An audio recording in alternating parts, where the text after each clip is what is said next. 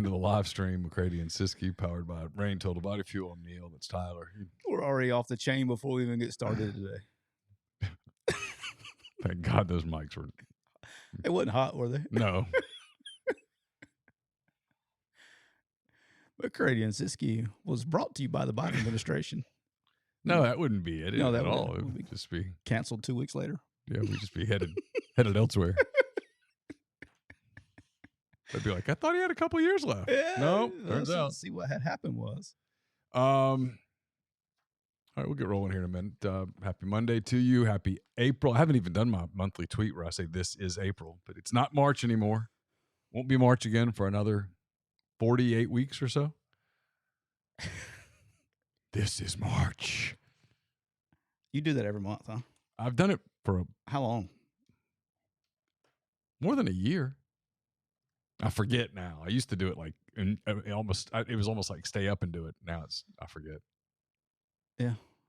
You should do it right now while you're thinking about it. Before we start the show. Let's do it. Just do it. This is April. This is April. And then we'll all like and retweet it. Okay. I'm working on it. This is April. Do you have any big, strong opinions on the trash talking thing from the women's game? I mean, the fact that I don't give a shit, is that an opinion? I mean, you kind of get what you deserve. I mean, I watched a little bit of it, but I don't know. It doesn't bother me. I mean, we like it when other people talk trash, and then it's just when Clark was kind of the golden child for the last couple of weeks. And when she talked trash, nobody said anything. They let her talk trash. Yeah. And, Did she talk a lot of trash?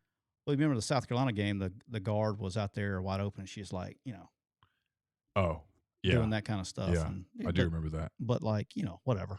I don't, I'm not, I don't care. I mean, if you want to talk trash, you better back it up. I wasn't a big trash talker, but if you talk trash to me and I gave it back to you, I would. You don't do it publicly. It's a quiet. You let them know. Yeah, I'm not a trash talk guy at all. This shirt looks white on the screen, and it's not white. No, it's Kind of gray. Kind of gray. Yeah. A gray/cream. I was wearing it had a blue top over it, but I went out and got a walk in Let's a call little that bit. cumulus cloud gray. I went out to get a walk in, and it's muggy as hell. It is. And so I almost started feeling sick. I'm reminded that summertime here is brutal. I love summer, man. The more heat, the better. Heat and humidity are my friends. Summer. That's probably why I like the coast so much. I like summer fine. It's not my favorite time of year. I like that. I like it because I'm kind of off. I get to. It's the 2 months out of the year that, to some degree, I get to turn off a little bit, as much as I can. But I don't like the heat. I hate. I don't like artificial turf. I don't like that's the only part of the summer I don't like is artificial That's turf. brutal, and I don't like. That's stupid. I don't like humidity. Artificial turf is a no for me. Humidity I'm good with. Normal heat coming off the regular American-made grass, Jesus-made grass, I'm good with that. I don't do the artificial turf. That's ridiculous. That is true. Jesus did not make artificial turf. That's true. He gave him the idea. Yeah. Subconsciously. Sure. With that, we'll get started. We are off the rails before we get started today.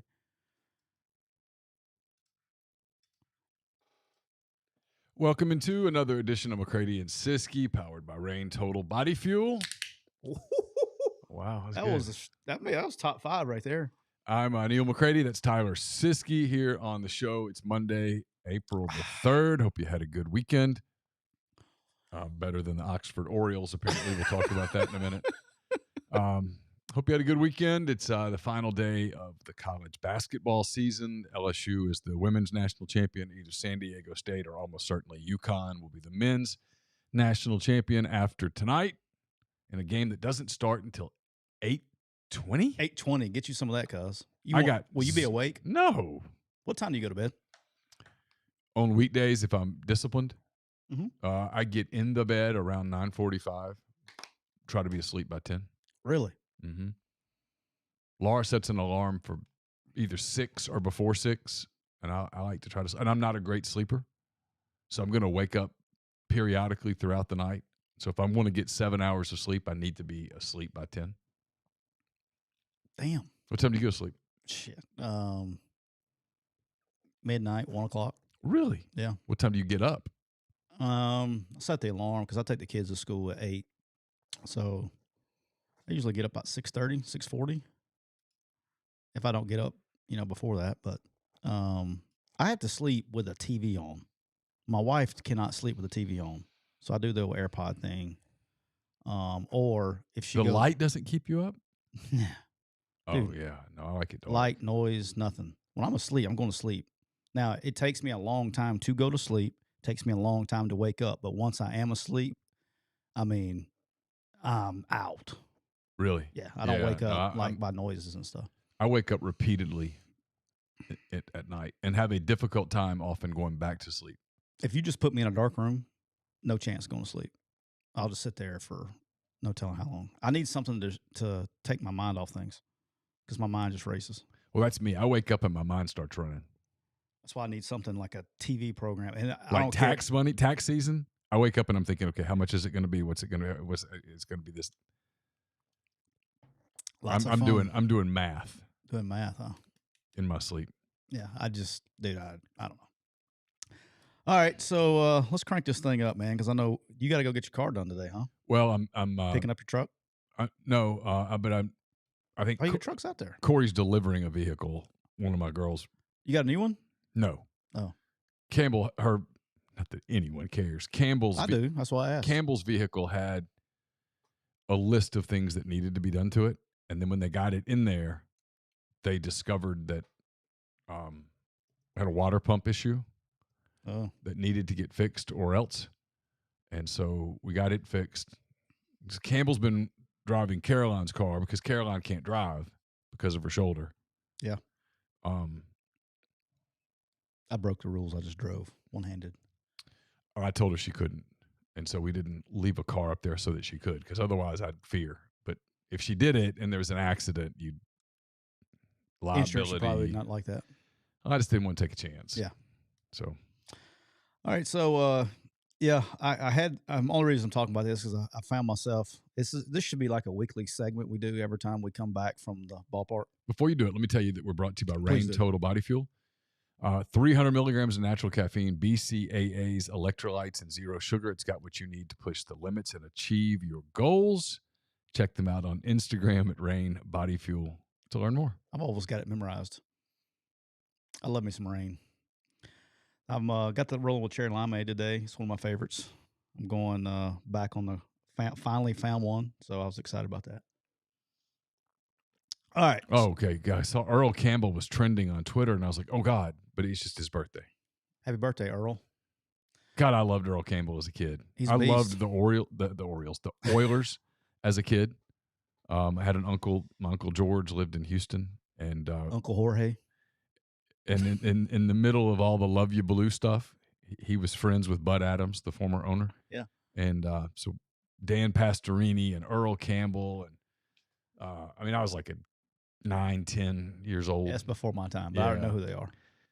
Robert Brazil. I say it was before my time. I just don't remember, but I was alive. Kenny Burroughs, I think. I'm trying to think how many Oilers from that. Mike Renfro. Billy White Shoes Johnson. Billy White Shoes Johnson. I still believe that Mike Renfro had both feet in bounds against the Steelers. I think that we were robbed. We were headed towards the Super Bowl. And I think Mike Renfro got his feet in. Okay. And I was devastated. Bum Phillips said, as big of a football guy as I am, I have no recollection of that play. Bum Phillips says, we're going to knock on the door, and we're going to knock on the door, and eventually we're going to knock it in, and we just never quite knocked it in. But there were some big moments, though, with the Oilers. Have you ever seen the movie Blow? I've not. With Johnny Depp? I've not seen it. He's got one of the drug guys is named George, and he goes, George. So every time you say George, that's what it reminds me of. Very underrated movie if you haven't watched it. It's one of my favorites. Great soundtrack. One of the best soundtracks to a movie in a long time. That and Forrest Gump, if you're a classic Rocks guy. But we should make this like a Monday segment after every one of these tournaments, because I seem to find new icks every time I come back from the ballpark. And so our Oxford Orioles, the McCready Siskey official team of our favorite team, the Oxford Orioles. It's our favorite 7U team of all time, which might also be the worst baseball team ever assembled since they've been playing with a stick and a ball. We took it on the chin this weekend, Neal. We gave up 59 runs in 3 games. 59. 59 runs. Hey, less than 20 a game. In 3 games.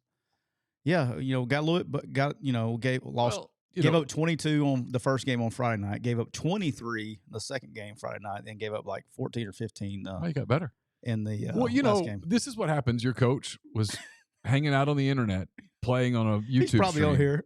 Playing on a YouTube stream when he should have been figuring out pitching rotations and how his team was going to get better. And, you fool around, find out. You know what I mean? It's like, and so that's when when the balls hit, our best defense is gravity, because whenever gravity decides that the ball's going to stop, that's usually when we get it. Yeah. there's no stopping it. Defense is not your strong suit. No. It's like a ground ball to the middle will go. Little Noxie will play. My son will play pitcher, shortstop. He plays all over the place, but he was at pitcher. Ground ball went through his wickets, went through the wickets of the shortstop, and then the center fielder tried to run over there and get it, went through his wickets too, rolled all the way to the fence. Did you look good? Did y'all look good?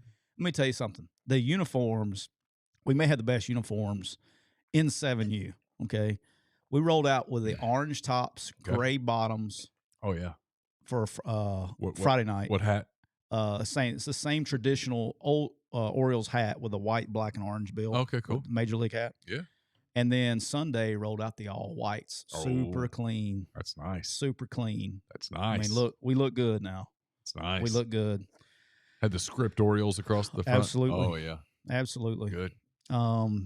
But plain white pants, or we have a stripe down the side? Oh, you got me there. I think we have a stripe. Okay. I can't remember. All right.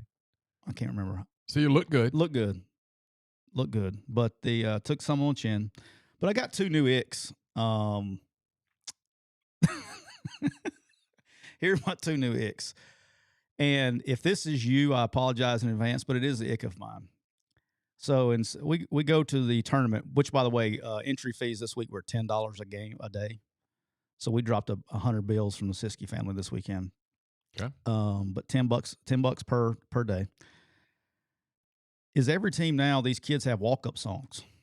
Okay. So how this works is we have usually a mom with some massive Bluetooth, looks like a suitcase. It's like everybody went to the same store to get the same speaker. It's a suitcase, like you're going through the airport. Okay. But it's a speaker instead of a suitcase. All right. Okay. And so this is all new to me. This is all new. I never saw this. I've been with my older kid around some tournaments, and I've seen this before, but very rarely. Okay. I can think it loses its juice as you get older, hopefully. Well, let's hope. Allegedly. So every single team is rolling with the same speaker. And it's up to bat, number 4, Neal McCready. Boom, boom, ching, boom, ching, boom, ching, boom. Whatever your song is, right? Okay. So we do that. What are the typical walk-up songs? Are they all sort of? They're all over the place. Okay. My favorite this week, I didn't tell you this, my favorite this week is that when I started like shaking my head, like, what are we doing? Because I think I was the only one that got it. Okay. Definitely the only one in this demographic of people that got it. Okay. Because I grew up a little bit different than most people.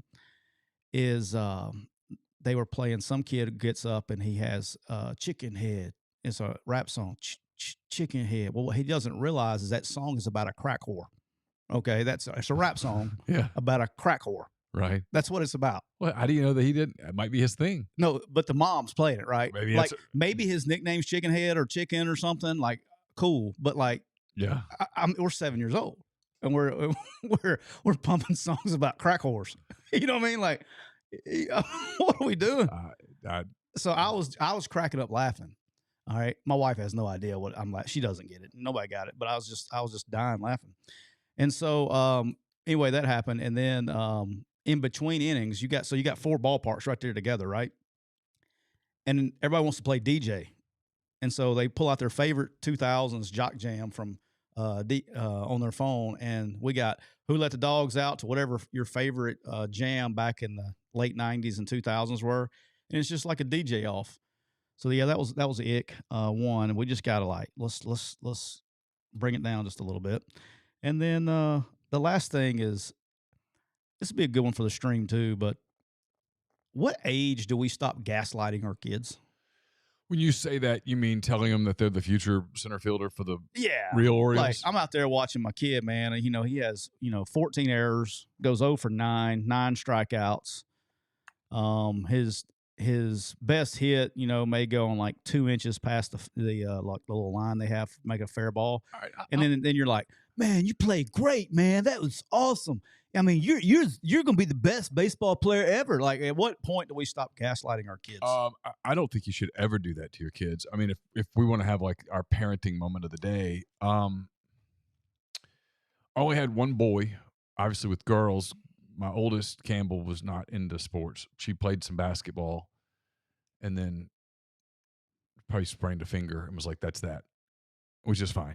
Was not what she wanted to do. She didn't want to play basketball. She played some softball and actually liked it, but did not like, if we're just being completely honest, I don't think liked some of the stigmas attached to it and sort of moved on from it. Caroline was always into dance. And then Carson. I never did that to him because 2 reasons. One, I don't want to live vicariously through another person. No. I think it's incredibly unfair to that person. What am I missing? I just said ask for wins first. Oh. I don't think you should do that. I think you should be honest with your kids. I always just tried to consistently say the truth, which is I really just love watching you play. Right? Like, I go to Carson soccer. You want to see me as a fan? Go to an Oxford high school soccer game. I'm a fan. I want the guys to win. I'm cheering for everybody. I don't know what the hell I'm watching necessarily. I figured I'm learning soccer pretty good. Yeah. But I never played. So I have no, I not really played a year of YMCA as a kid or something. I've never really played what they're doing. I don't know how difficult it is in the middle of the field, for example, to receive a pass from 30 yards away, play it with your feet, turn it, move it forward, make a ball forward to a striker. I don't know how hard that is. It looks hard. Yeah. But I've never done it. I couldn't do it. So it makes me kind of the perfect soccer dad. I just cheer for my kid, right? Yeah. But like, he's going through a deal now where it's the first part of the very early part of the recruiting stuff for soccer. And there's not many opportunities for boys, right? By the way, congrats to Parker Martin, plays for Oxford High School girls. She is going to Southern Miss. Okay. On a full soccer scholarship. I know her parents; they're great people. I'd like to say congratulations to the parents. Absolutely. I know it was a big decision, and she got a scholarship offer at Southern Miss and took it. So congratulations to Parker and her family. Happy for the Lady Chargers. But anyway, I mean, like, he's going through this deal about, what do I do? Should I go to an ID camp? Should I do this? And I've told him the same thing every time, which is, look, you do what you think you want to do. Don't make a decision based on what you think I want you to do, because it doesn't matter to me. If you go to college to play soccer anywhere, that's your call. I'm not the one that has to get up and go to the workouts. Right. I don't have to go. Not going to go. I don't have to sacrifice the things that you sacrifice to be an athlete in college, no matter what you play. I don't have to go lift. I don't have to go run all the conditioning you do. I don't have to go through the wear and tear of a season. I don't have to play hurt. I don't have to do all of those things that you have to do if you play. So that's a decision that you make for you. You don't make it for me. It doesn't matter to me. I'm going to love you if you play soccer. I'm going to love you if you don't play soccer. Yeah. Right? And I'm going to love you if you score 5 goals a game, and I'm going to love you if you never, ever play a snap, if you are a minute, if you lose your starting spot and you sit on the end of the bench. It's not going to impact my feelings for you. So as a parent, I've always just kind of tried to approach it that way. But I think you have to be honest. Like, when he was making the decision about basketball versus soccer, and I did for him what I think he kind of wanted me to do, was to try to get as educated as I could on what his options might be. And when it was coming down to it, I mean, I remember telling you this, I think he was like the last cut in basketball. And I did something that day that I've never done before. I never watch practice, ever. Okay? I don't watch my kid practice. I don't think it's fair to my kid. Right. I don't think it's fair to his coach. I don't watch practice. Now, I might be out there like at club practice because they're in Tupelo. Right.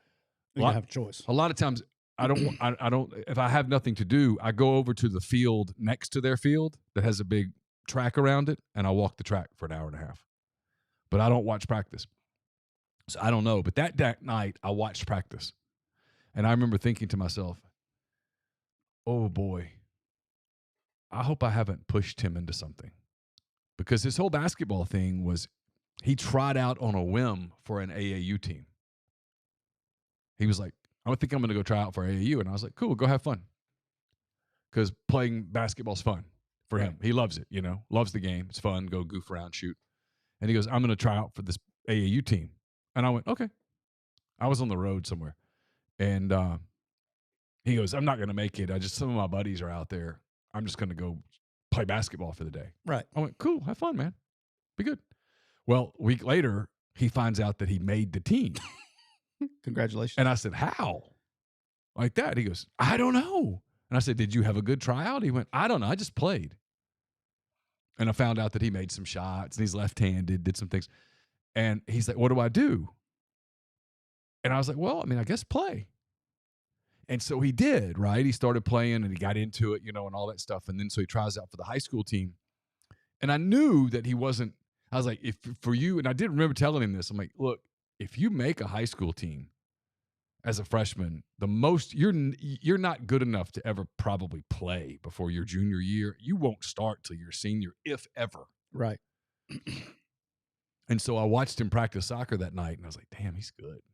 Because I've never really watched, And I'm like, he's good. He's better than a lot of these other guys that are out here and stuff. And it was that pit feeling over the pit of my stomach that came. And that night he was supposed to get a call if he got cut. And the call was supposed to come at like 9 o'clock. And 9 came, 9:05, 9:10, 9:15, 9:20. And I remember thinking, "Oh, shit, he made it." Pardon my language. Yeah. We screwed up. I screwed this up. I did this to him. And that feeling came over me. And then he got the call. Turns out that the coach had tried to call him, and Carson missed the call, and he called back. And Drew Tyler at OHS could not be a better person. Yeah. Drew Tyler's awesome. And he spent half an hour talking to Carson, and which that doesn't happen everywhere. Drew Tyler's an A+ in my book. And then Carson came down, and he's like, "Yeah, I got cut."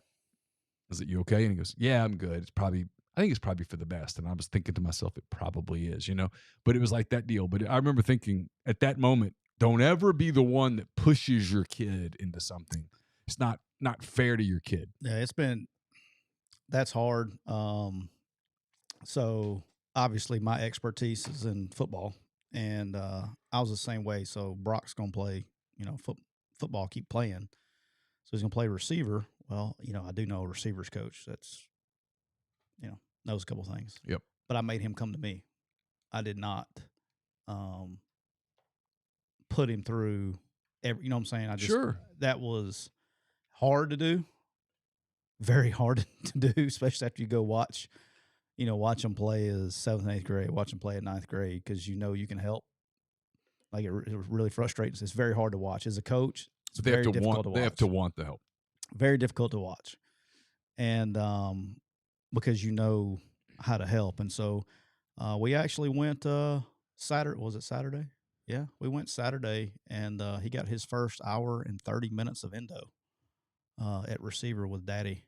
And so we had to have a talk when I came on the field. I said 2 things. I says, 1, if we're going to do this, we're going to do it. And I said, 2 is when you come on this field, I'm not Dad anymore. So for the next hour and a half, we're getting out of business. So, but it was like he learned a lot. So, because the fundamentals of playing the game have really gone away with the tempo offenses. And so if you got somebody that knows how to teach them the fundos, teach them. So, All right.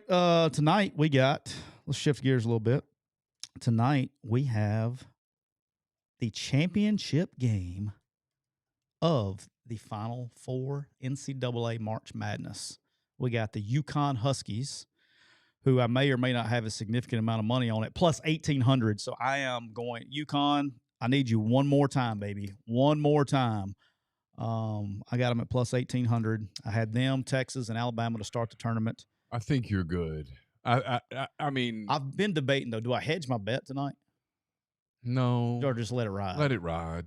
More fun to let it ride. I mean, they're look. They're because I could take the money line, right, and hedge it. You could. I wouldn't. San Diego State money line. I think you're giving money away if you do. San Diego State's a good team. Obviously, they're in the national championship game. Congratulations. I mean, they've had a hell of a run. They have not had. If They've you been watched, tested. If you watched them in this tournament compared to Connecticut, and hell, anyone compared to Connecticut, you realize that UConn's playing at a different level right now. They're beating teams in whatever way they want to. They're able to play bully ball. They're spreading the floor. They're making shots. They're crushing people on the glass. Just crushing people. Both sides on the glass. Just wow. I mean, look at what they've done now to just the last 3 games. Arkansas, Gonzaga, Miami, 3 completely different teams, right? Yeah. I mean, Arkansas is this team that tries to out-athlete you. They're big, they're long, they try to out-athlete you. Gonzaga plays this, a lot of motion. They can up-tempo you. They can slow it down. They're very versatile, extremely well coached. They can shoot the 3. And Miami is this team, quite frankly, that's sort of NBA style. If you watch Miami play, there's a lot of NBA. Spread the floor. Yep. Find the weakness. Hunt it. Attack it. Hunt it. Attack it. Hunt it. Attack it. Over and over and over and over and over. That's their game, and it works. They're really good. They made the Final Four, for God's sake. Won the ACC. And yet, UConn just goes, okay, Arkansas, go for it. We don't think you can out-athlete us, and they couldn't. All right, Gonzaga, go for it. We don't think you can outshoot us, and you can't. We're gonna take the 3 away. We're gonna take you out. We're gonna blow you out of the game. And they did. They blew both teams out of the water. And then Miami, they toyed with them. And Miami, to their credit, was a little better than Arkansas and a little better than Gonzaga. And they made a mini run and they hung in a little bit, but it never felt anything more than kind of like when the python waits to kill the rat. Yeah, it was kind of like that. Like they hung around, but it was like they never felt. Even though the score they were hanging around, never felt like they were. Never. There was never a moment, even in the first few minutes of that game, where you went, "Oh, you know what? Miami might win this." No, and I just think UConn can beat you in so many different ways, and they got a little Alabama in them where they, like, you just look up and they go 3-3, block a shot. I mean, like in 30 seconds you're down 9. They just go on these quick runs. Yeah, and it's just and I mean they've got guys who can shoot it. They've got guys who can crash the glass. They defend you really well. 2 big men that are really good. Yeah, they're deep. Hurley's done a really good job. They're really good. Chase brought up a really good point on the Oxford Exxon podcast this morning about why do we not give Connecticut the blue blood treatment, right? We don't. You say, hey, who are the college basketball blue bloods? And you're like, oh, well, North Carolina and Duke and Kentucky and Kansas and UCLA, and that's all good. Why do we not mention UConn in that same group? Because frankly, as Chase pointed out, I think he said since '99, they've won what, 4? This is like 4. This will be the 5th title. Yeah. I mean, who win? I mean, 5 titles in 24 years. That's kind of blue bloodish, man. I think the blue blood term, though, even though it does refer to a basketball program, I think you get some of that in conference recognition too, right? So, although the Big East is one of the best basketball conferences out there, and they proved it this year. I mean, they were deep. They had a bunch of really good teams with Creighton, Marquette, and all those guys, and obviously UConn. There's no football conference. They don't belong to a football conference. Most of those, so the only time you hear about them is in basketball, right? That's their big sport. I think it's the same way with a little bit of Gonzaga. There's no football.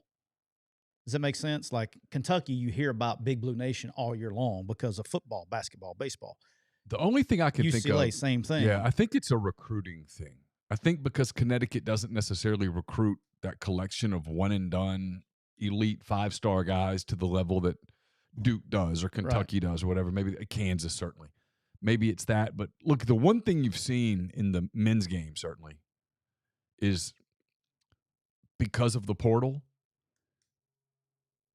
is that I think if we went back and took the tournament on the day that it was like that Monday show that we did or Tuesday show that we did with the tournament, I guess we did a Tuesday, and went down and said, okay, let's go through these 68 teams. Who has a chance to win the national title? I think had we done it, we would have listed 14, 15, 16 teams. And we probably would not have listed San Diego State. I wouldn't have. I had them getting beat in the first round. And so the men's college game has more parity today than it's had in a long time. Well, it's evident it's the first time ever that a 1 seed didn't make it to at least the Elite 8. One seed make it to the Elite 8. I think that's right. And look at all the guys that have gotten to the portal, the guys that are declared for the draft or they've declared they're going to test the draft. The sport's just going to look so different year in and year out. And I think what you're seeing is that on a given tournament, probably if we went back and did it with benefit of a hindsight, who has a chance to win the national title, we probably would have put about 20 teams down. You just gave me an idea I want to talk about in a minute.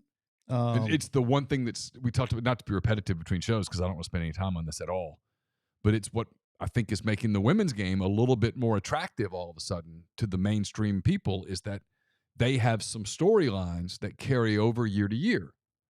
Like Brandon Miller won't be back at Alabama. that group of the group of you sure? Yeah. The group of kids from Arkansas, like, Black and Smith and stuff. In a generation past, they would have played as freshmen. Remember how big of a deal Michigan was when they had Chris Webber and Jalen Rose and Juwan Howard and King and I think Jackson were the five. That's and crazy. Those five spent 3 years together. The black socks and long shorts, man. But I mean, they by the second year that they played together, they were rock stars. Oh yeah. Well, if they'd only played 1 year together, just the 1 year, if at the end of 1 year, Jalen Rose and Juwan Howard and Chris Webber had all gone pro, we'd remember that team. So that was a fun team. The end. Hey, they made it to the title game. But there wouldn't be a 30 ESPN 30 for 30 on them. Probably not. Maybe a 10 for 10. Yeah, but not a 30. Maybe, but it wouldn't have been nearly as compelling because you wouldn't have gotten to know them the way that you did. It was 1 year. Right? And had someone knocked them out in the second round, they'd be completely forgotten. Yep. No, you're 100% right on that. And so that's the difference. And so now, like in the women's game next year in November, I mean, you're going to have Caitlin Clark back. You're going to have the girl, Reese, Angel Reese for LSU. She's going to be back. You're going to have all these people that, I remember her from the tournament. And boy, they had thing. They capitalized on their you coverage. You don't have that in the men's game. So I think they capitalized with that, and then the low interest, I guess, in the Final Four of the men's. I think they capitalized on some things this weekend for the women's sports. It's the first time I can remember in a long, maybe ever, that the women's Final Four was more interesting than the men's. And I'm not a women's basketball guy. I've admitted it out loud, probably to my detriment, that I don't particularly like the sport. But, man, their tournament was kind of fun this year with the ones getting knocked out. And then yet you had the star power of Kim Mulkey and Reese and Caitlin Clark and the South Carolina team that it's kind of like the big Darth Vader, and no one thought they could lose. And turns out that they got beat one time, and one time gets you beat. Yep. Update on the McCready Siskey fans bracket. It has been decided. There's no doubt. Because UConn won on Sunday, Jarkel Joyner season is the name of the bracket. We'll win our bracket. They are winning it right now with a 750, and they're the only team that has UConn to win. So congratulations, Jarkel Joyner season with 750 points. If they win tonight, they'll dominate the bracket, but that is who is going to win our bracket. And it's over now, so it doesn't matter what happens. He or she, whoever you are, because your other name says ESPN fan, blah, blah, blah, blah, blah. You are the winner of McCready and Siskey's bracket. How about that? Crushed it. All right, shifting gears a little bit. Did you see the UFC or the company that owns UFC has bought the majority share in the WWE overnight? I saw Yesterday it because night. you told me about it, but Yeah. that's it. Thought it was they basically so UFC, even though it's not obviously not scripted and it's real, is still considered sports entertainment. And that between UFC and WWE had the two biggest money makers in sports entertainment. And so they acquired a 51% share of WWE.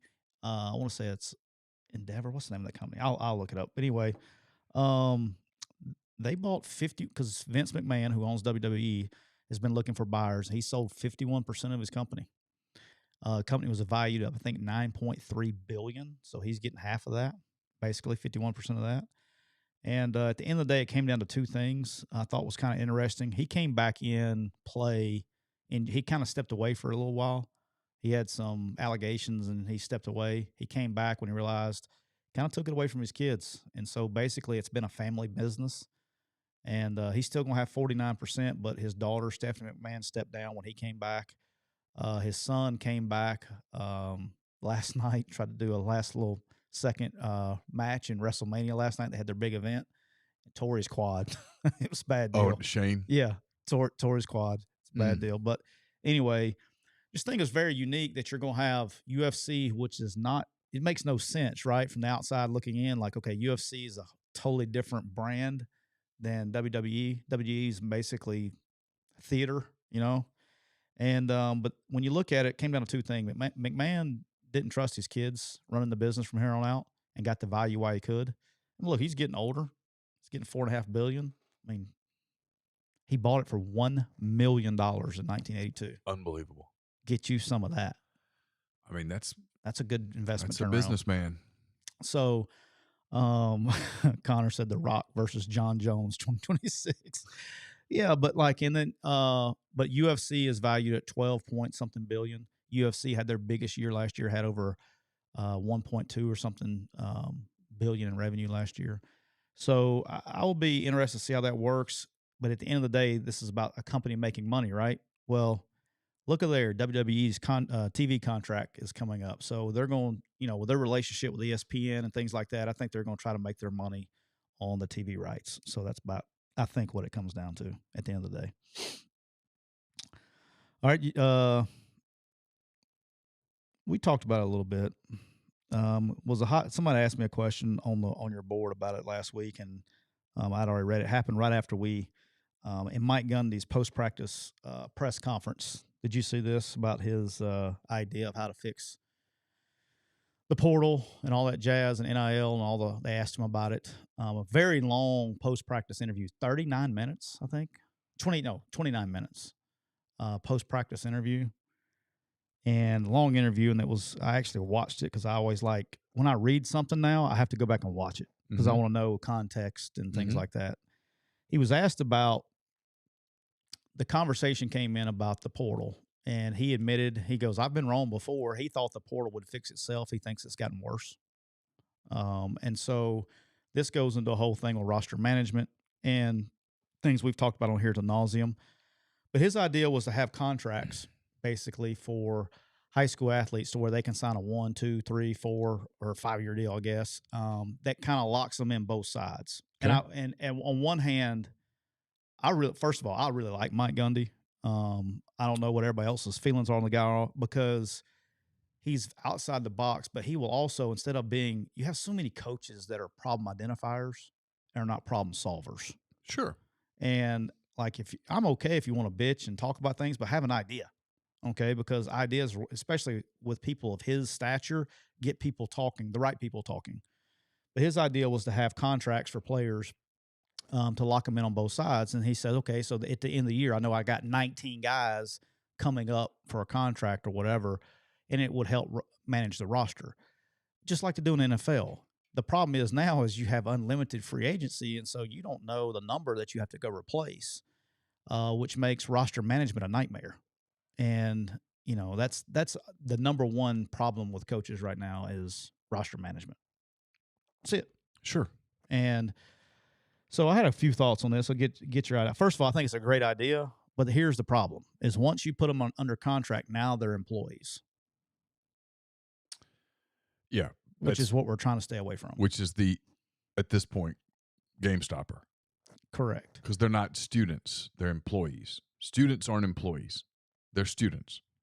Their eligibility is still tied to their academic performance, standing. Obviously, you have a window of eligibility that begins when you set foot on campus and ends after 5 years. You have 4 to play 5 still. When you make them an employee, you circumvent all of that. And you frankly sever the connection between student and athlete, which is something I don't think they want to do. I know they don't. And they shouldn't want to do. What would constitute making them an employee? What's the negative? Let's talk about the negative. I mean, I just kind of labeled it. It's you're bringing them in now. Are you even going to make them go to class? Are they students? Or are they just employees? Are you essentially now a club team that co-ops a university's name? No, I think. Could you play for Ole Miss, for example? Could you play for Arizona and not be a student at the University of Arizona? If you were an employee, you could. There are people that work for the University of Arizona, right, under contract, who aren't students. Yeah, no, I get that. I mean, your maintenance staff has. There are people at if you're the dean of education, you have a contract. The thing where I get. That's the roster management part of it, and everybody's talking about the portal. And like, here's the part that just drives me nuts: is the person who's never put together a roster before goes, "Well, those are the rules. Adapt to it." Thanks, Captain Obvious. Appreciate you there. But it's actually trying to roster manage and do you don't know what to do. Like, it's the people. How can you replace a freaking offensive lineman that you're expecting? That's a freshman. You're expecting you to come back. Okay, so I got this guy. I got my right tackle spot. I got a starter. I got a backup. I got a third teamer. Okay, and they're going to be here for a while. Okay, I'm good there. All right, let's go we need to go get a right guard or whatever. And then 2 weeks later, but all 3 of them decide to go in the portal and leave. Well, now you got to go get a right tackle, and you have nothing established as far as an evaluation or a relationship or anything to go get somebody. Well, we've covered this ground. Yeah. Right? We've covered this ground. This is where the fan says, well, everybody's making $1 million or $6 million or whatever. Figure it out, right? Right. I don't have any sympathy for you. It's the other part of it, which is people don't want to admit that 2 things can be true at once. Yeah. Okay? For sure. And here are the 2 things. And finding a middle ground that makes it all work so far has been difficult. To say the least. On one hand, is it good that young people who play sports, and are good at said sport, and who bring value to a university by playing that sport well, is it good that they get compensated for their labor? Yes. That is a good thing, okay? So we put that in the this is a good thing category. Okay. Is it a fact that the product now, because of all of the change, because of the mass amount of change, I hear fans all the time, like in response to practice things that I'll write or whatever, go, I didn't even know who that was. Who's that? Well, I don't even know half these names. Have we established that that's probably not the best thing in the world for the product? Yes. Bad category. So now what you've got is you've got this over here and this over here, and you're trying to put them in one dish and make it appetizing. But in some ways, it's like a chopped nightmare. You've got filet mignon and you've got rainbow Captain Crunch, right? Make it work. You're like, well, that doesn't go together. They don't fit. Figure it out. You got 20 minutes. Time starts now.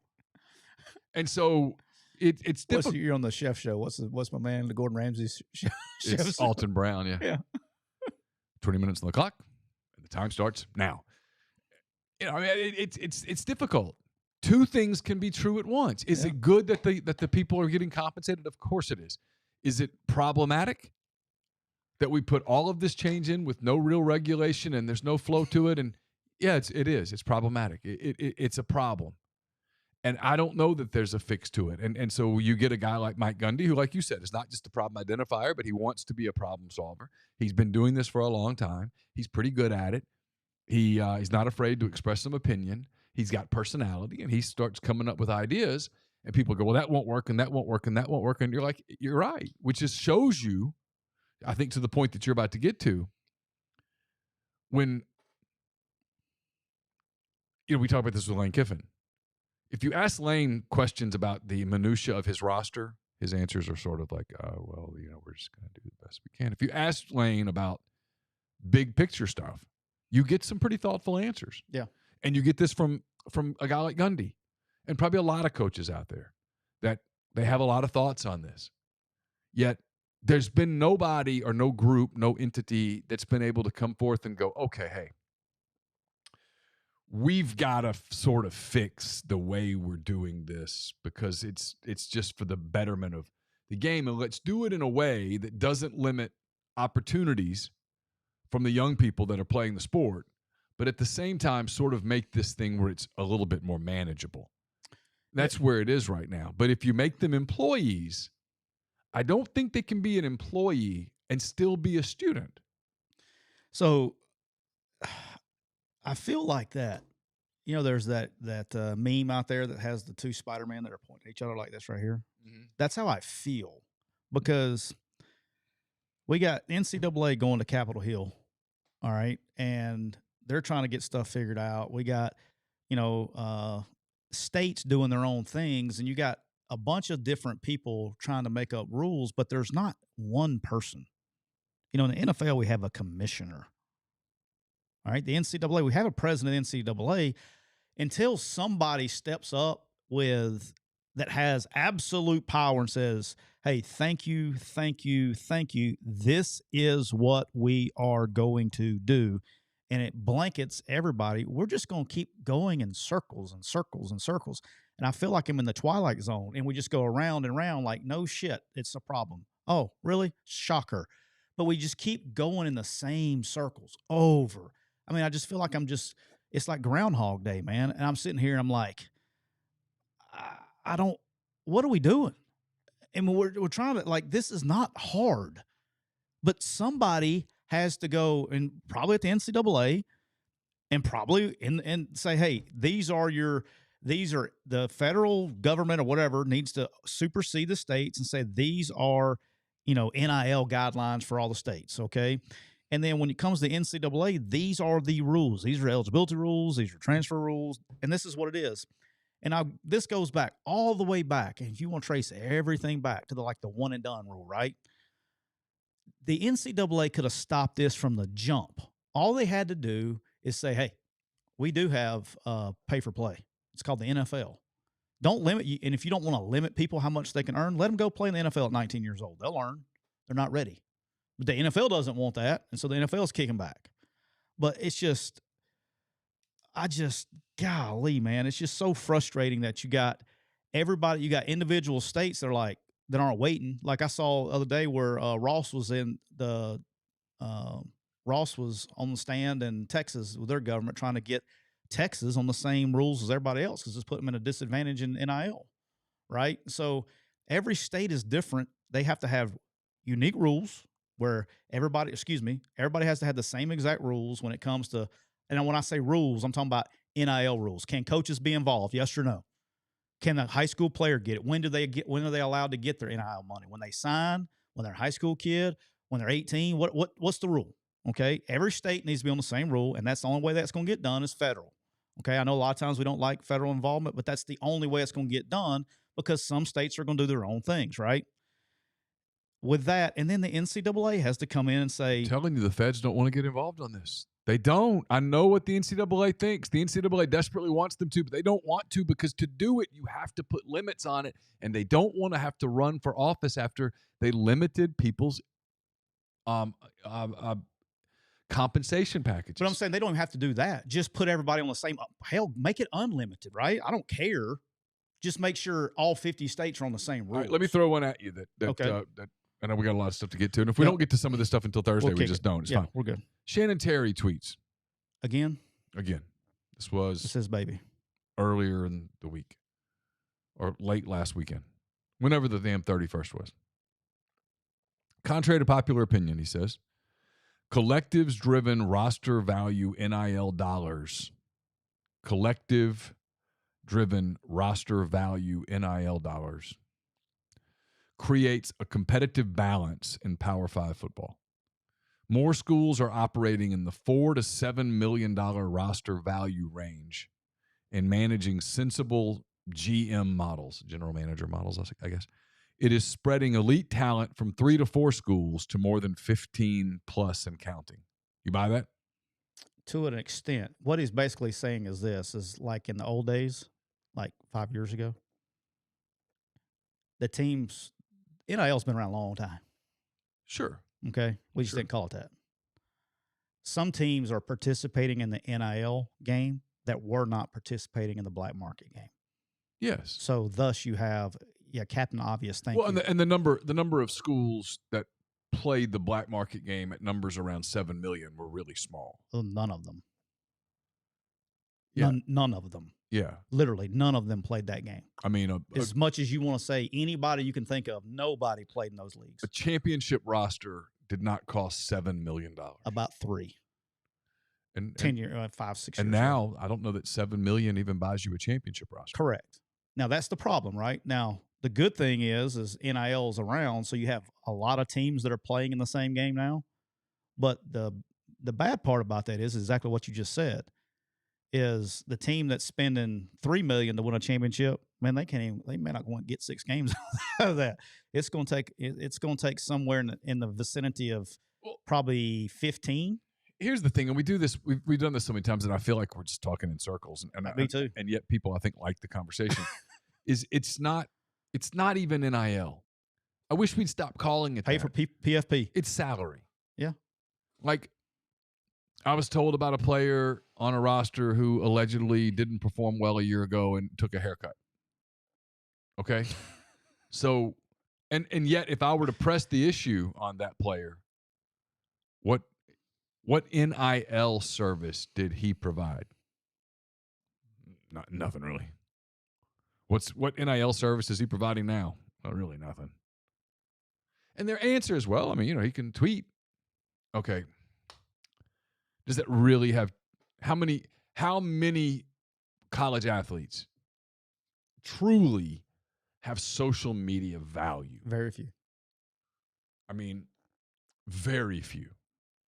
Which is what we said from the jump when they made this rule, is the way they made the rule and the way they came out with it, we knew it was going to be taken advantage of. They opened the door for pay for play. And they say, oh, well, you can't do that. But I mean, we've been in this thing, 2 years? So here's my point. What big time players are on commercials that you see on TV? I've seen DJ Ukulele on the Dr. Pepper commercial. Okay, he was on. Bryce Young was on some stuff. Bryce Young was on the Dr. Pepper commercial. He was on the Dr. Pepper. Same commercials. Right. But I'm trying to think. But all this money, we should be seeing these guys on every billboard in America. I'm trying to think. Well, what's crazy, like going full circle in this conversation, is right now, if I were a corporation and you said, hey, you must use a student athlete, I'd be like, all right, can we get Angel Reese and Caitlin Clark together? Is there something we could do with them? Could we sort of reenact not Michael Jordan, Magic Johnson and Larry Bird from back in the day? Can we sort of do this? Would that work? Yeah. That's what I'm saying. You don't see all the money are flowing around. You don't see them. It's been pay for play from the second it started. Well, I'm trying to think, is there a men's college basketball player in the last 2 years who I've seen on commercials based on NIL stuff? And I'm drawing a blank. I mean, the last big time college basketball player, men's college basketball player that I can remember becoming a big deal from a corporate standpoint was Zion Williamson in his 1 year at Duke. I can't recall another player. Now, maybe I'm just someone might name them in the thread. They're not coming to mind right now. And then as I think about it with football players, like becoming a national name in terms of commercials and such. Did CJ Stroud? He didn't, did he? Nope. Will Anderson didn't. Nope. Jalen Carter didn't. Will Levis didn't. Nope. Anthony Richardson did not. No. I mean, like, here's a crazy one. Stetson Bennett wins 2 championships at Georgia as a national championship quarterback. Grind says, that's one that I do now that he said that. I remember that. He said Toppin did the AT&T commercials as the Kentucky player. Remember that? They did a. Oh, yeah. Yeah. Okay. So there's one. There's one. But that's kind of my point. That you got to like really think about it. Because I think when it all came out, we were like, oh, this is going to be this inundated. I mean, look, not to get into business and stuff, because I don't think people want to hear this. I've done 1, 2, 3, 4, 6 player shows. Of those 6, did any of them really move the needle commercially? No. Not really. Yeah. Like, I keep seeing people say, hey, we're going to do this and this and this, but I'm not. It's why I kind of push back on the whole NIL thing, honestly. Everyone talks about it being NIL. Why can't we just have an honest conversation about it? And it's like, well, it's just taboo. This is what I keep waiting for someone to go to Congress and go, look, we've let, whether we should or shouldn't have is a debate for somebody else to have. It is what it is. The toothpaste is out of the tube. Players are getting salaries now. The salaries are absolutely based on performance. Okay? That sort of makes them employees. You pay your best employee, right? You're at Quick U, the guy who's kicking ass, every day you're like, well, I'm so glad he's here. If he comes to you and goes, hey, Tyler or Mr. Siskey or whatnot, I got an opportunity at X. And another guy who's just kind of shows up for work and he does okay, whatever. You always sometimes think to yourself, I could probably get 10 people to pay him less than that. He comes to you. Well, if they both come to you and go, I have another opportunity, which one are you hanging on to? Which one are you fighting to hang on to? Right. The one that's producing. Right. Right. I mean, if, Quinshon Judkins and the 4th team tailback both walk into the room and say, I need more money or I'm leaving. Well, with Quinshon, they're going to say, hey, hang tight. Let's figure it out. The other guy, they're going to be, hey, good luck. Take it easy. Peace out. That's life. Well, that's kind of employees now. Yeah. And so I don't know why we can't get to a place, not like Mike Gundy says, literally make them employees. I don't know why they can't say to the feds, hey, look, this is the way it is. So let's figure out a way to make this however. But I don't, if I'm the feds and I hear that, I'm like, so what's the problem? My only thing, because I was thinking about this Mike Gundy thing all weekend, because I've thought about it a little bit, but what can you do in this and that? The only thing that I'm thinking out loud here, benefits is one thing that comes with being an employee, right? Well, they all have medical benefits anyway. Okay, so that comes with the territory, whether they're getting paid or not. Right. That's been around forever. Sure. Okay. The collective, if they want to make this, because at this point, like you said, they're already employees. We're paying them for play anyway. Okay. Whatever you have to, and this is where I think you could do it federally. Okay. Collectives. Every school has a designated collective. One designated collective. Okay. So whether it's here we have the Grow Collective here in Oxford, right? Mm-hmm. You have, whatever you call it everywhere else. Sure. All right. They all have different names. The NCAA comes in and says 50% of your collective, you report your number every year. Okay. At the start of every school year, you designate this is the number in our collective war chest. All right. 50% of that collective, 50% of that number is split evenly amongst every student athlete in your school. All right. So let's say you had $10 million in your war chest. Okay. I see what you're saying. All right. $5 million is split evenly. Okay. That way, everybody, if that's an employee, everybody's getting paid, right? Okay. Scholarship athletes. Because now that's who you're signing your contracts with. Okay. All right. So that's like 300 and some people, right? Now, the other 50%, you can delegate however you want to delegate it out of your collective. And then they can get any other deal they want to get on their own. What's wrong with that? I'd have to sit down and really think about it, but on the surface, it makes some sense. If you want to make them employees, because they're already getting medical benefits. They are. That way, they're everybody's getting something. like. There's a lot of questions about taxes in here. Like most of the collectives out there are taking care of the taxes. They treat it like a paycheck for the players. Yeah. Yes. And if you get a big check, your agent, if you're getting those kind of deals, your agent. And having a built-in accountant is worth something. Ask me how I know. Yeah. Yeah. You know what I'm saying? Sure. Sure. But yeah, most big collectives and big schools have the taxes part because that's been an issue. That's what things that coaches worried about for a long time. But anyway, long story short is I just feel where I'm frustrated with the whole deal, which I'm sure every other person in America that's built a roster is concerned, is we just keep going around in circles instead of somebody saying it's somebody that's going to say this is how it's going to be done. And probably until we get a commissioner of college football or break off or whatever it is, it's probably not going to happen.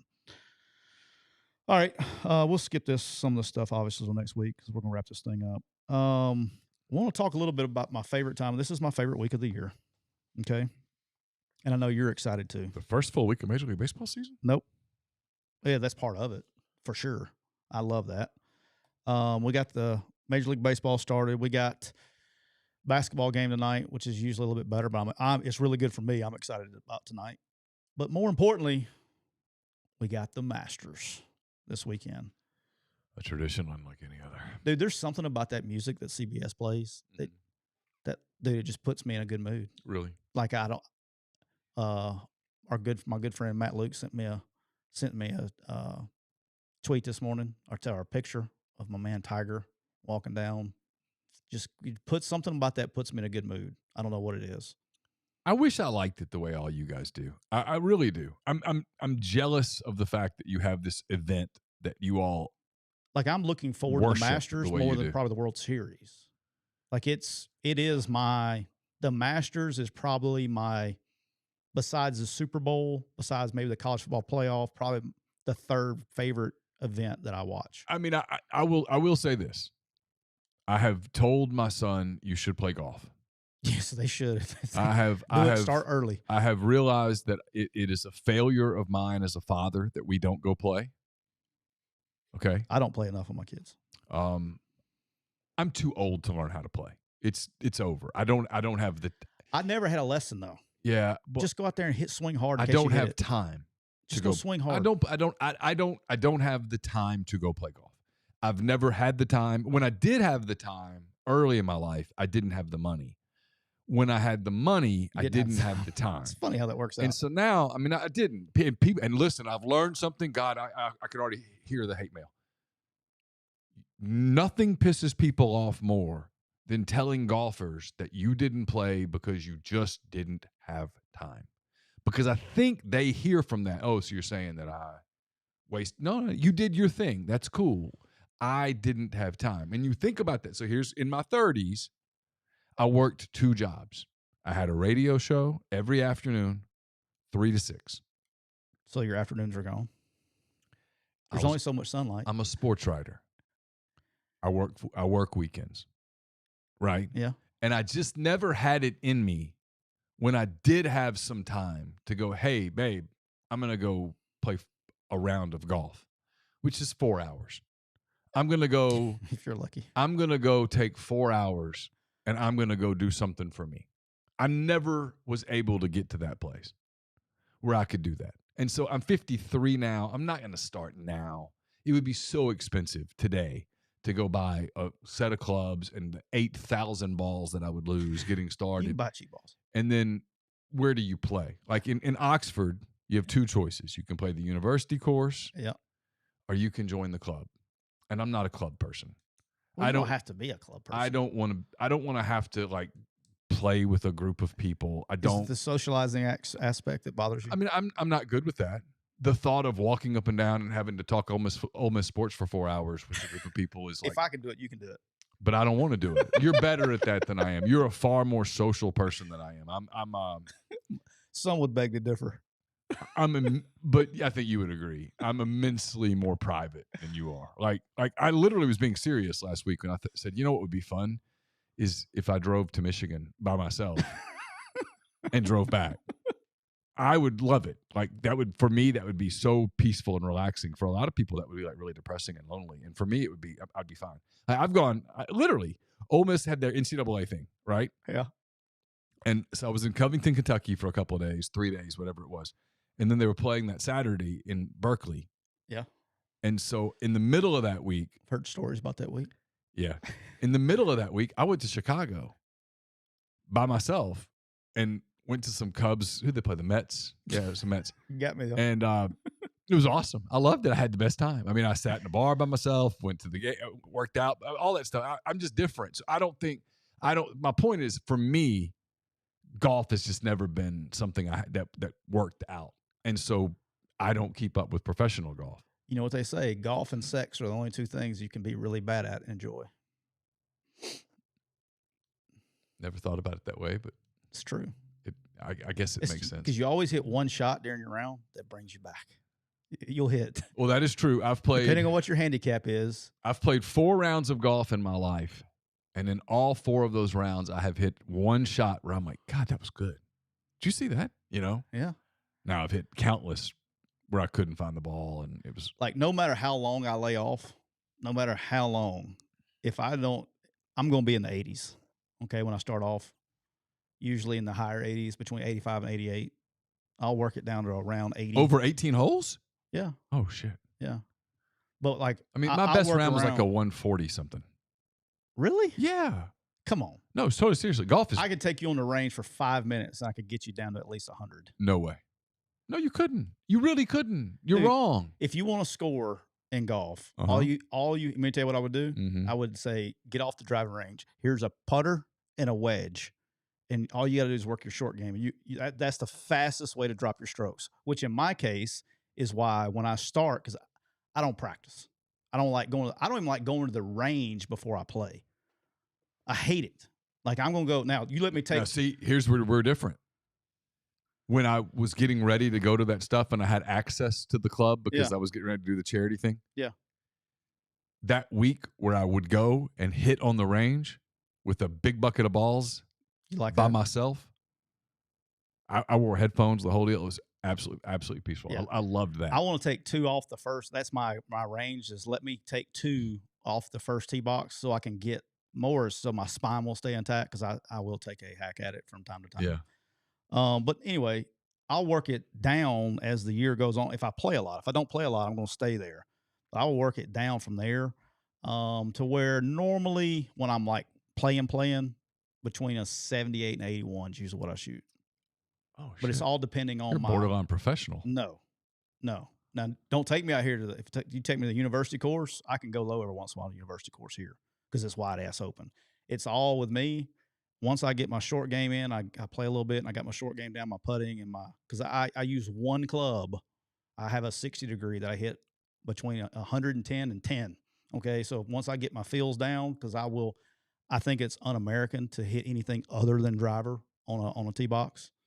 Like, if I was playing real golf and trying to score, there are several holes that I would hit an iron off to get to a yardage. Mm-hmm. I don't do yardages. If it's a 390-yard par 4, I'm banging it down there as far as I can and seeing and feeling feeling yardages, which is not what you're supposed to do. But anyway, long story short is once I get my feels back. I have no idea what you're talking about. Yeah, I know. Once I get my feels back, I can get it down. All right, so real quick, because I got to ask this, and people want to talk about this. You're going to look at me like I got dicks coming out of my ears. All right, so interesting thing about the Masters this year for me. Yeah. Few things. One is you got the live guys returning for the first time since they all bolted. Yeah. That's going to be an interesting dynamic. So maybe today or tomorrow they announce the pairings. Like, how does the Masters do the pairings? Are they going to pair the live guys together? Because, I mean, there's been this, I'm talking about, they don't talk. Yeah. I mean, there was this big thing with Patrick Reed and Rory McIlroy on like the World Tour a couple months ago. I mean, they're pissed at each other. So how do they integrate the live guys with the PGA Tour guys? Because it's the first, and there's 18 of them coming over to play. The thing about the Masters is only 88 players in the field, right? So I was today years old when I learned that. Normally there's like 140 or something in a normal event. Okay. There's 88 players Okay. And now the cut rules are different too. So we're going to talk about when you're doing your bets and your daily fantasy and your fantasy lineups for the weekend. Top 50 in ties make the cut. Well, there's only 88 players. So top 50 in ties is going to run you 55, 60 golfers usually. So you need to have a 6 out of 6 lineup this week if you're going to make some money. But the live guys returning Brooks Koepka. A lot of these guys, these live guys, you got that have a chance normally to win. Brooks Koepka, Dustin Johnson, Cam Smith. You got Phil Mickelson coming back. Abraham Answer, who's really good, is coming back. Patrick Reed's won in the past. Bubba Watson's won in the past. So all these are live guys coming over, right? Sure. Well, here's the thing is once they got their money on tour, on the live tour, they've been playing like shit. Bryson DeChambeau been playing terrible on the live tour because they got their check. There's no motivation for them to be good because they've already made their money. Does that make sense? Sure. I mean, yeah, but yeah, sure. Guys to watch out for. Okay. Two live guys to watch out for. Cam Smith, I still think has the edge, and he's done really. He's who won the British Open last year. I remember him kind of the mullet. Yeah, you remember him. You would never expect him to be a professional athlete. He looks like he just came fresh off a Morgan Wallen concert. Yeah, fair enough. Yeah, if he were, yeah, that's what he looks like. All right, he's what I would expect to see at a Morgan Wallen concert in Hueytown. Yes. Yeah. There you go. Good for you. Yep. Look at you throwing those references. Just for the record, I love my people in Hueytown. By the way, I'm not a super big country music person. Yeah. But a handful of Morgan. My wife Laura loves Morgan Wallen. Apparently, a lot of people do. And she got me to listen to some of his album, and I don't like all of it, but there's some of it that's really good. He's not Chris Stapleton to me, but I like him. Yeah, and there's some Stapleton that I really like, and some Stapleton that's just too country for me. All right, this podcast is over. I love me some Chris Stapleton. There's no Stapleton that you hear that you don't like. There's no Chris Stapleton. There has not been one song that he's ever made that I was like, man, this is great. I mean, I love Prince, but there are some Prince songs that I'm like, nah, I can skip past that one. Chris Stapleton is one of the very few artists. It doesn't matter. The dude could sing the phone book, and I'd be like, man, this is a jam. I mean, I don't know what it is. I mean, when he sang the national anthem at the Super Bowl, I thought it was the greatest thing I've ever heard in my life. It was phenomenal. And like, he can't make a bad song. But Morgan Wallen's very gifted songwriter or picks the right songs too. That was the top 2 Super Bowl anthem. Yeah. Well, there's only one other one that you can really anybody remembers. I know. That's what I said. So. And she had pipes. I mean, Whitney Houston could sing now. Yeah, she was good. She could have sung the phone book. Yeah. All right. So who else you got? Cam and who? All right, Brooks Koepka, which nobody was watching because we discussed their ratings a couple of weeks ago. Brooks Koepka won this past weekend on Live Tour. First time he's won in a long time. Okay. Says he's healthy. He gets around. In the past, he's gotten around the track pretty good. He finished the year that Tiger won it, 19. He finished second. He's missed 2 cuts in a row, but he hasn't been healthy, right? So, I will be that documentary that was on Netflix. It's the first time I'd seen him like confidence down and things like that, but he seems to be getting it back. I'm interested. He's priced very fairly in DraftKings, I think like $7,600 for you guys. He's a guy that I would look at.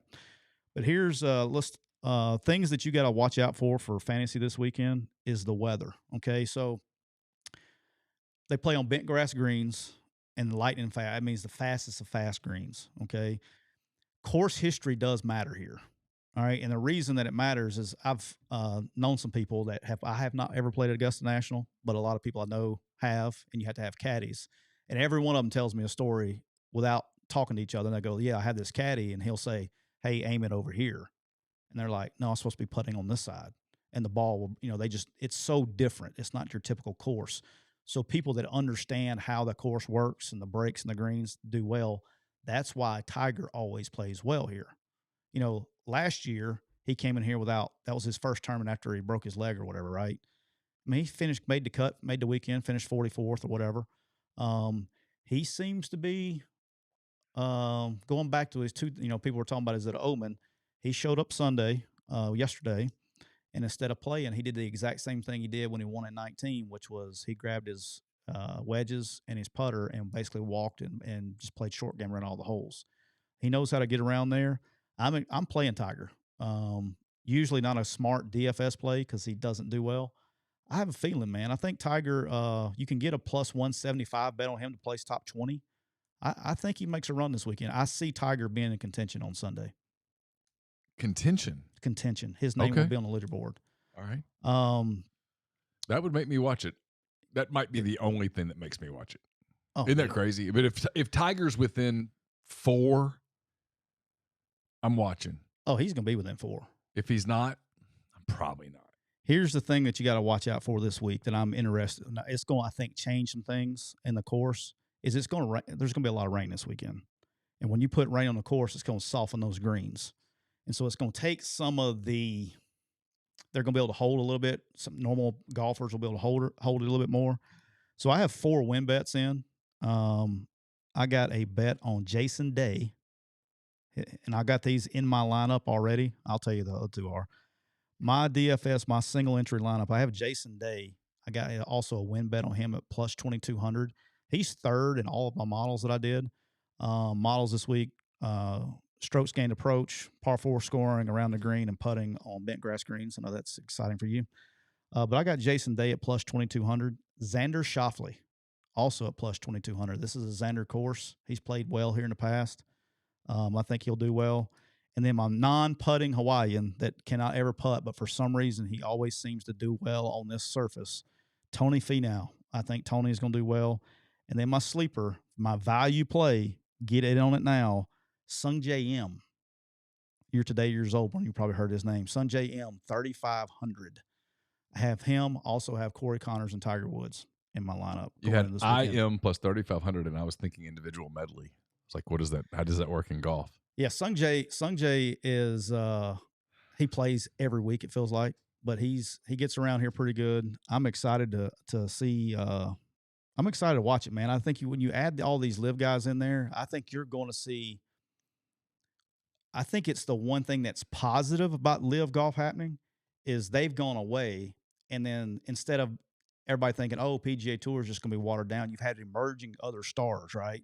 And so now it feels like you got double what you normally have coming in this tournament. So I'm kind of excited to see what happens this weekend, but I will be locked in more than normal this weekend for the Masters. Who you got? Tiger Woods? Who you putting your money on? I'm trying to think. Could I name 10 golfers? Can you name 10 golfers? Okay, let's think. Tiger. Okay, Tiger. Rory McIlroy. Yeah, 2. He gets around here good. Let's see. Jason Day. Don't look at the sheet. Okay. Phil Mickelson. He's playing. Okay, there guys counts. See if you can name 10 that are playing in the Masters. Scotty Scheffler. He's really good. I saw a story on him. He'll be the favorite. That's 5. Isn't there a guy named Simpson? Webb Simpson. I don't think he's playing. Okay. But yes, there's a golfer named Webb Simpson. You've heard of John Rahm? No. You've never heard of John Rahm? No. He's the number 1 player in the world right now. Could maybe have number 2. Could have had 1,000 guesses. Well, he may win this weekend, so he's really good. Happy for Mrs. Rahm. No, that's it. Max Homa? No. Tony Finau? I've heard his name. Okay. But you told me I couldn't read off your list. Xander Schauffele, have you heard of him? Heard of Xander Bogaerts.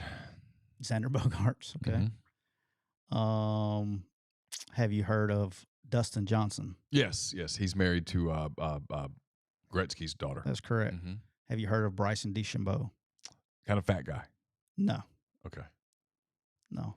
Muscled up guy. Jordan Spieth? Yeah, I've heard of him. See, I'm helping you out here. We're making a run here. What about Patrick Cantlay? Can't say that I have. This is fun real quick. This is the last thing we're doing. I gotta ask you this. Oh, was Rahm anti-vax? Oh yeah. So was he the guy that had the mask? No. Rahm was the guy. He tested positive, and they wouldn't let him compete. He had like a 6-stroke lead going into Sunday. Okay, at the Memorial in Texas. No, it was in Ohio. Okay. This was not right at, maybe right after COVID. I don't remember, but he had like a 6-shot lead finishing up his last hole on Saturday, and they met him at the green and wouldn't let him play on Sunday. That was wrong.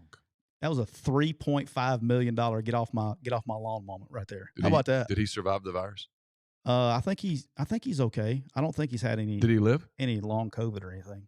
I think he's lived pretty good. Oh, okay. Shock. What a miracle! You know, if he wins, they should, as they're playing the music. He survived. They won't. He survived. All right.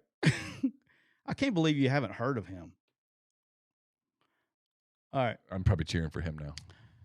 Well, you know Cam Smith. What about Justin Thomas? Oh, yeah, the guy that went to Alabama. Yep. Colin Morikawa? No? I mean, I've heard the name. But if you showed me a picture and said, who's this guy? I couldn't tell you, oh, that's Colin Morikawa. Hideki Matsuyama. Yep, I've heard of him. Okay. Because he's a Hideki. He's a Hideki.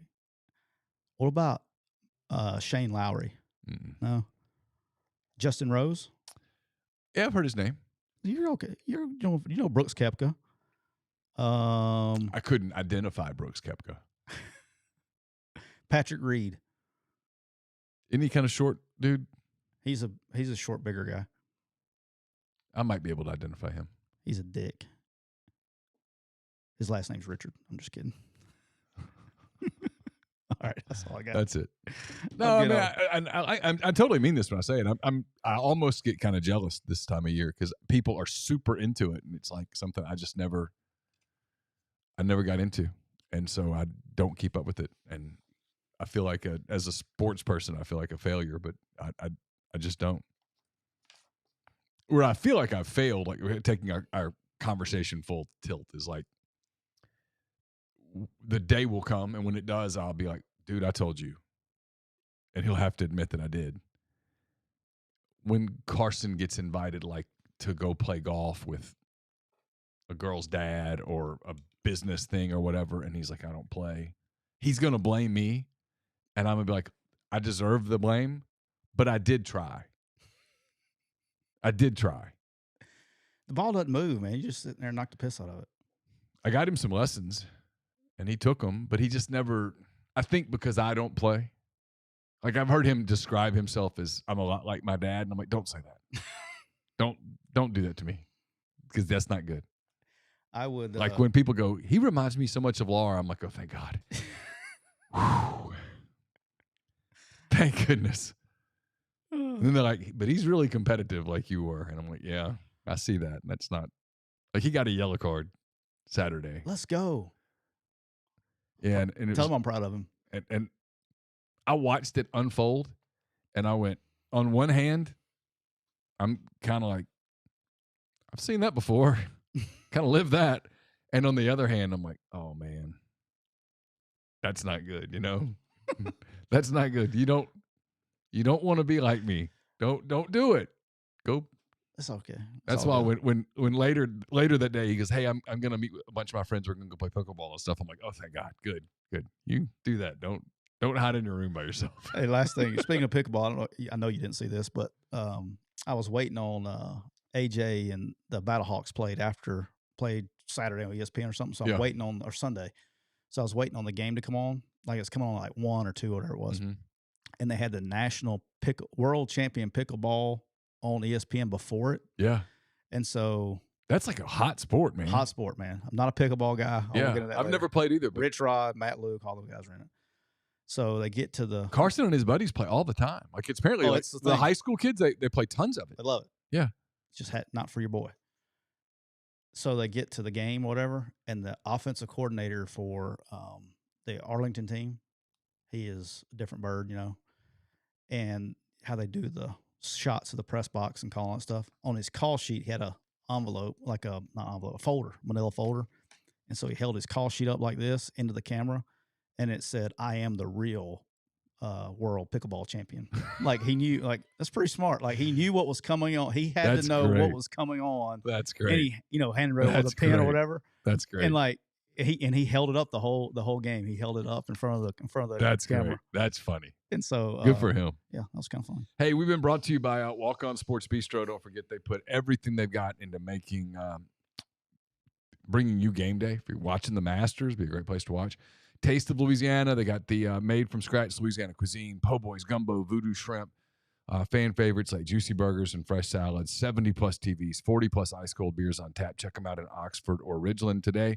And we're brought to you by Comer Heating and Air. You may have noticed that it's getting muggy outside. It's getting warm.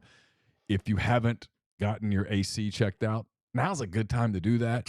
Comer Heating and Air, Southern Air Conditioning and Heating, different name, same great products and services. If you live in Oxford, Tupelo, or the surrounding area, call Comer 662-801-1777. If you live in Hernando, Memphis, or the surrounding area, call Southern 662-4429. And again, we've been brought to you by Rain Total Body Fuel, 300 milligrams of natural caffeine, BCAAs, electrolytes, zero sugar. It's got what you need to push your limits and achieve your goals. So check them out on Instagram at Rain Body Fuel to learn more. Anything else? That's it, man. Go Tiger. I might come in my red and black and my Tiger giddy up on Thursday. Good luck to your Huskies tonight in the championship I'll game. be in a good mood or a bad mood. Yep. Well, I'm cheer for you guys. Go Huskies. Go Huskies. So for Tyler,